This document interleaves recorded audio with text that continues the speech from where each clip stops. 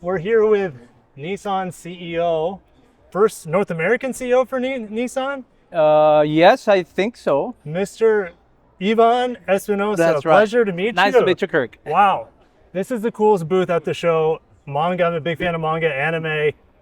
So your the jackets. How do I get a jacket that your we team can has? we can talk to Alfonso and see if we can have some nice souvenir for you. Yeah, let's Well, try. that He would might get you one. That would Yeah. make my dreams come true. The Elgrand was the only real car reveal I think I've seen at today's event. Right. All right. Talk to the importance of Elgrand for Japan, for the company in general, and as a minivan lover, as a dad, can we expect the Quest Elgrand to make it back to America? Hit me. Okay, so, Elgrand is a nameplate that has been with Nissan for over 30 years. This is the fourth generation. It's riding on an all-new architecture. It has our third generation e-power system. It has an E4 system as well, which is standard. So both e-power and E4s are standard in that car. Cool. And the reason to do that is that we wanted to give the best driving experience to our customers. These cars are driven on highway in Japan for a lot of customers, by a lot of customers. So we wanted to give the best experience possible. It's very silent, very quiet. I drove the car last week. It's very quiet, very silent. It's very well planted. The chassis control that this car has is amazing because of the E4 system. So there's no rolling, no head toss, no pitching. It's incredible what this car does, and it will be a great experience for customers. So we originally thought of it like the Shinkansen of cars, like the bullet train. But it came out more like a maglev because you're really floating. Oh, cool. It's really, really amazing, and we're very happy about the car. And this car will really resonate in Japan. Many customers have been waiting for the new generation. This car we have not renewed in like 10 years, so Right. a lot of people waiting for it. And we are very excited to bring it because it's helping us show in Japan that we're shifting to second gear. So we started with Nissan after May, a lot of restructuring, a lot of difficult things that were done. Now we're shifting to second gear, which is a product offensive, bringing new cars to market and showing our customers what Nissan is really about, which is making great cars for them. Yeah. Excellent. Now about the US, this one is a difficult question because I only have a right-hand drive offer for the moment. Oh. I know you're a dad, and I know you will be looking to have this car, but it's a bit challenging, to be honest. We're focusing in Japan for the moment, but Sure. we will see. We will see what happens, and if there's a market opportunity, maybe we can consider later. Okay, excellent. All right, so you mentioned this having the e-power hybrid. We know e-power is coming to America in the Rogue next year, Correct. before the end of 2026, I believe. All right, is it the exact same powertrain that we see in the Elgrand, or if not, how does it differ? Yeah, it's a 1.5 engine Okay. that is powering the e-power. Okay. So it's the same. It's the same as what we have on the Qashqai. There's a bit modification here Sure. and there, but in essence, it's the same powertrain. Okay. It's very silent, and the Qashqai in Europe is doing very well. Yeah. We are top in terms of fuel economy, so this gives us a lot of confidence that it will work well in America. The power delivery of the system is very good, so no problem when you merge onto the road, high-speed situations, uphill, like when you're driving, in the famous Hoover Dam and all those things, we'll have no problem. It's really, really a great powertrain that the engineering team came with. Yeah. All right, so this is a big one for America. The return of the Xterra has been confirmed. Right. We love body on frame in America. We love all things off-road, sturdy, reliable. Hype us up for the Xterra. It's going to be built in Canton, Mississippi, I believe. What can you tell us about this new adventure? Well, there's a lot of, as you rightly said, there's a lot of hype. There's a lot of fans of Xterra, and it's a product that is in the DNA of Nissan. So we are very good at making off-road cars, capable trucks, like the Patrol that we are announced earlier that we're bringing to Japan. That's right. It's the Armada in the US. Yeah, It's we very love it. capable, very nicely done car. But Xterra is a bit different. Xterra is a bit more basic, a bit more raw. Yeah. And this is what we're thinking concept-wise of bringing. And it should be frame-based. What we're discussing now is what is the best powertrain choice that we could bring. And of course, it should be built in America. It should be built in the US.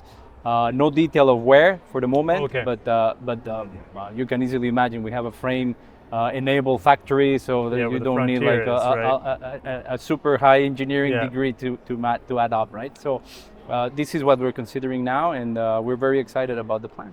And would it be a new platform for the Xterra that could be scaled through multiple models, potentially even future Pathfinder, Infinity models? Is that the idea? Right. The idea is to have in today's industry, it's very difficult to make one architecture only for one car. So the scale, you need scale. Yes. So, and the way of bringing scale is what we call family planning. So we start with a family of products that can be built in the same architecture. And you try and carry not only platform parts across the family, but also upper body parts. So one good example is the QX80 and the Armada. So there's a lot of parts that you probably would not identify. If I show you, you will notice, these are common parts. Right. But in the eyes of a customer, it's very hard to find the commonality. So this is the same approach that we will take for this family of cars. And of course, there will be, you can imagine a pickup, you can have a 2-row SUV, we could imagine having a 3-row SUV. Yep. And also, why not, Infinity and Nissan variants could come into the mix. Yeah. All right. I know you're a car enthusiast, right, as well as a motorcycle guy. Okay.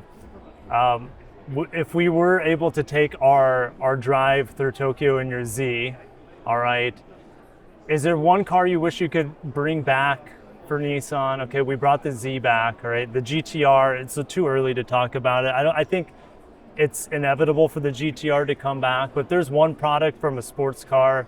I mean, what best case scenario, you had all the money in the world, Nissan's doing great. What car do you want to bring back as an enthusiast? Yeah, if I would have no restrictions at all, my ideal lineup for Nissan sports cars will be a GTR, of course, a Z, and then a Silvia underneath. So for me, Silvia is one of my favorite cars, yes, and it's a car that is normally used, so you know, in the Nissan testing.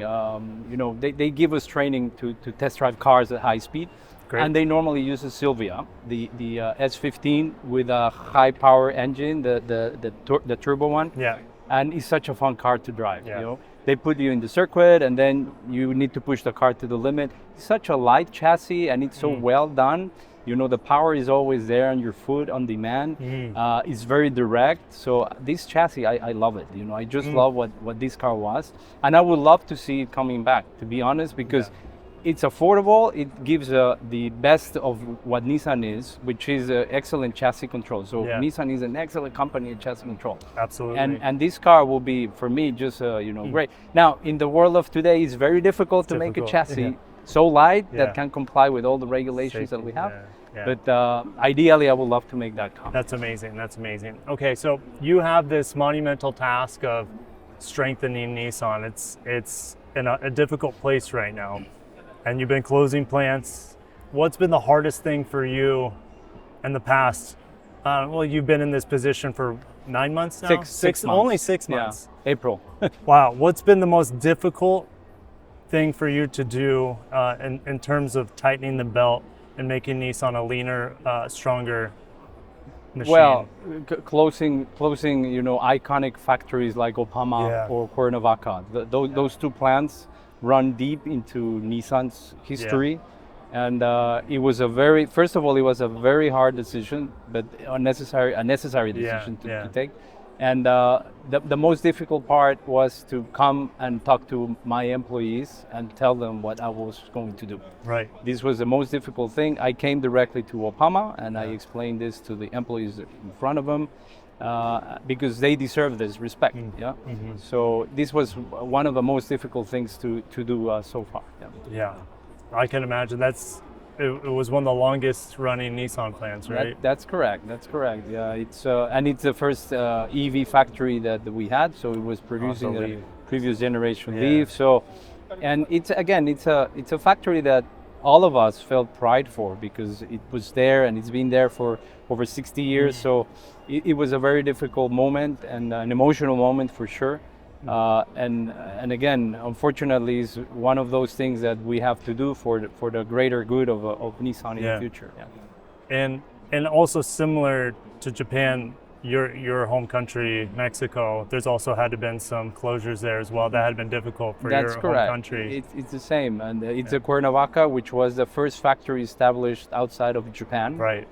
And again, it's a factory that runs close to my heart because my first assignment when I joined Nissan was to go and do some spec checks in Cuernavaca.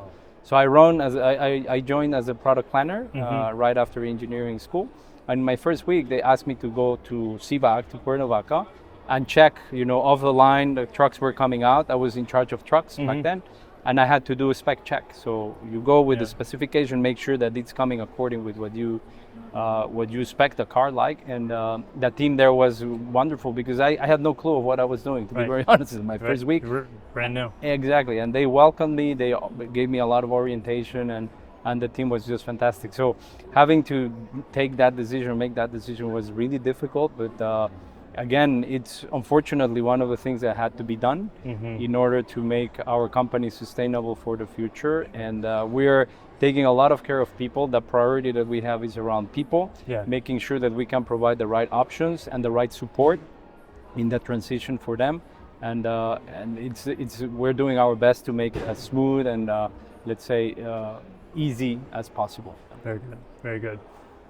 Now your booth, it's been very busy, not only because of the cool manga, like I feel like I'm in a comic book, it's incredible, but you have a universal lineup here. Aria, well, unfortunately we don't get in America anymore, but we get the Leaf, and I know a lot of people are excited for a more affordable EV as well. You have the new Rooks. Talk a little bit about the Micra over there. Right. That's really cute. It almost looks like a Mini, similar design. And then also the N7, which is seen success in China. Yeah, so Micra is a good example, same as Rooks actually, because we are working a lot on partnerships. So our Re-Nissan plan has 3 legs. One is a cost, and realigning our cost structure to the revenue that we have. Second one has to do about product, and within product we have 3 types of product, heartbeat models, which are the ones that dress the brand, like Patrol, like Z. So these cars I would like to bring to as many markets as possible because they really define what Nissan is as a brand. And then we have Core, which is the volume base and where we do business. And then we have partnership models, which are complementary to the lineup. And the Rooks is one very good example of partnerships because this car is co-engineered, co-developed with Mitsubishi. And we have a very good relationship with Mitsubishi Motors. And this is a good example of how we work in partnership. The other good examples are N7 and Micra. So Micra is a wonderful car. I love it. It's a sixth generation of Micra. Now, first iteration as an EV.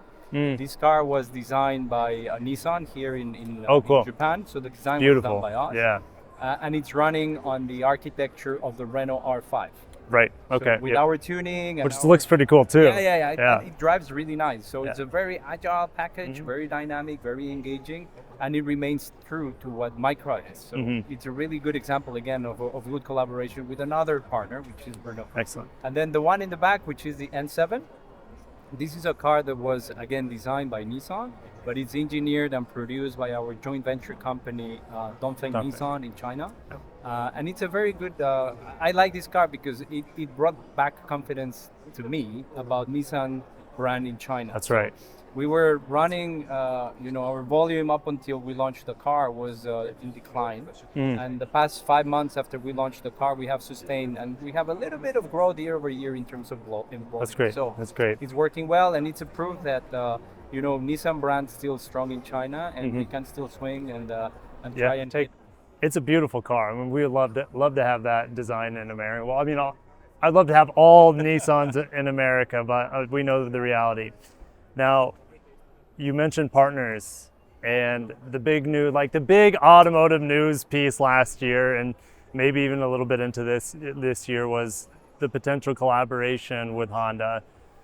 I know that kind of fell apart. However, you still have a good relationship with Honda. Can you explain where that is right now and what we can maybe expect in the future between the collaboration of those two brands? Of course. So there's 2 types of collaboration. I think one is what we do, like what we do with Renault and what we do with Dongfeng, which is collaborating on projects, specific projects or specific technologies that we can work together, because it's a good win-win project for both companies. And this we continue to do with Honda and with others. And I have a very good relationship with Mibe-san, the CEO of Honda. we are studying and exploring what we could do in areas like software, in areas like sharing some projects, potentially powertrain and other things. So we are doing that very actively. Then when it comes to the other type of partnership, which is more like integration, which is what we were discussing back then. This we are not discussing anything actively with anybody, but I'm very open. You know, whatever brings value to Nissan shareholders, keeps Nissan brand alive, and allows us to be sustainable as a company in the future. I would welcome, as long as it's a good win-win. And as I said, as long as the future of my brand, the future of my employees, and a good deal for my shareholders is there, well, I'm open to any kind of discussion. I'm sure you guys have also mentioned with Honda that you know, you have some body-on-frame vehicles coming up, and that Honda has been sorely lacking such a thing in North America, which again, there's that thirst and that market demand for body-on-frame. Also, Nissan has rear-wheel drive, something that Honda's always kind of needed. So I'd say like Nissan has quite a few products that Honda could benefit from. And I'm sure other way around as well, like, you know, Honda's 0 Series EVs look pretty interesting. The software behind it looks very fascinating. So yeah, I'm sure there's still lots of opportunity to collaborate in the future. Okay, we gotta wrap it up. I'm getting the warning. Okay. I ride motorcycles. I read your bio, you're a motorcycle guy. What do you ride? Tell me. I unfortunately I don't own a motorcycle now in Japan, but last motorcycle I was riding, it was a BMW 1200 GS. That's when I was assigned in Europe. I used to live in Switzerland. I'm a long distance rider. So, you know, in Switzerland, you're just in the middle of so many countries. So I used to do weekend rides of 400 or 500 kilometers. Wow. And then I could cross like 4 or 5 countries in one day. So I could ride. The views. Oh my. You got it. So I could ride and stop for lunch in Germany and then keep riding, go down, cross Italy, go back, cross France, and then go back home. That's a perfect bike, perfect scenery. You got it. I'm jealous because in Florida it's flat, no turns, it's hot, it's too hot. Right. Man. Well, at least you had it at it, you know. I could go and ride to Silvia Pass in Italy. You know, it has this. Yeah, it was just making me jealous. Yeah, it was I need to move the family to Switzerland. That's what we need to do. So, Ivan, thank you so much. What an amazing experience, and best of luck with taking Nissan and creating something really special and strong. Thank you very much. Thank you for your time, and please keep sharing information of Nissan in your channel. Yeah, I appreciate it very much. For sure. Thank you. Thank you. Cool. That was so much fun.